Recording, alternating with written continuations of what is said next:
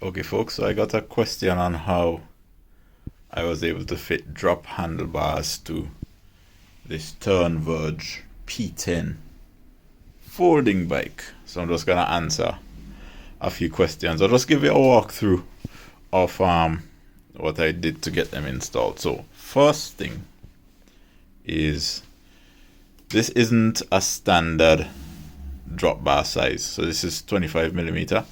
And as you can see, with a normal drop bar, this clamp would be 31.8. Don't know if you see it on there, 31.8 millimeters. But this one is 25. So that's how I was able to get this to fit. I also changed the stem length as well, because this is the original Tern stem. And one comes on this side, one comes on that side. So just extended this. Got this one off Amazon. And I think the overall length of this is like 68 millimeters or something. Well, that gives a pretty good reach to the hoods up front and is very similar to what I'm using on the turbo trainer setup there. Now, these are Tiagra 10-speed STI road levers, and they are the 4725 as opposed to the 4720.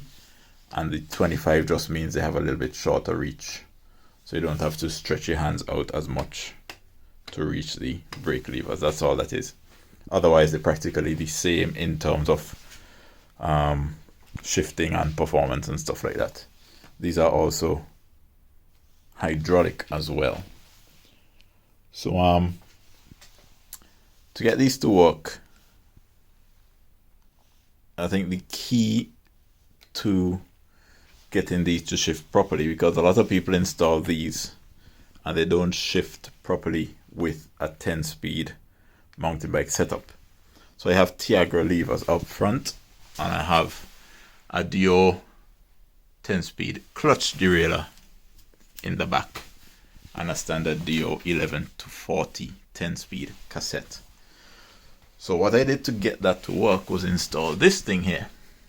This is called a JTech ShiftMate, and this is the ShiftMate 8A. That's 8 alpha, right?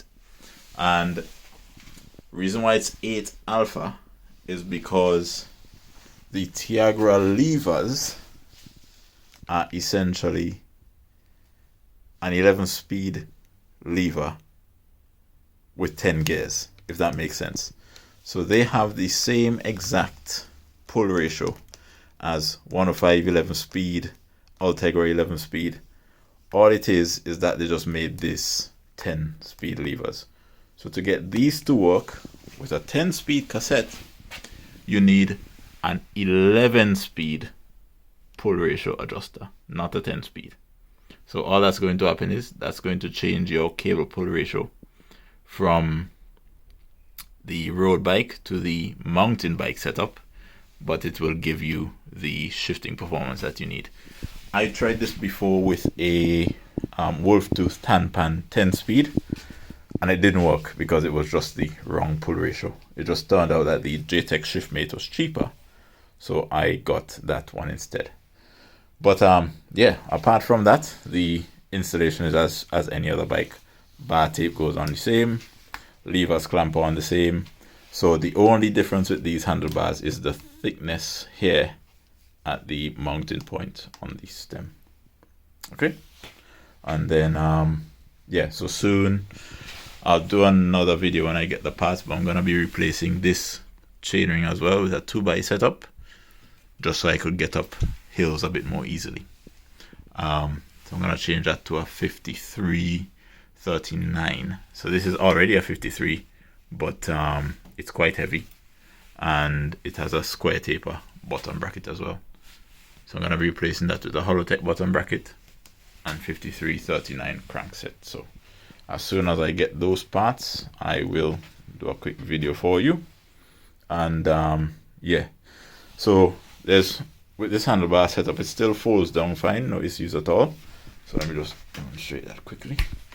And it still folds, and there's no cable pinching or anything like that. Still folds absolutely fine. It just means that when it does fold, it's a little bit wider that way, but I don't mind. I mean, I'm not really trying to save space or anything. I don't commute with this bike. It's just for when I'm going out with the family and so on, so I can just throw it in the back of the car and we can go for a little ride. So yeah, if you have any more questions, just feel free to drop them in the comments below.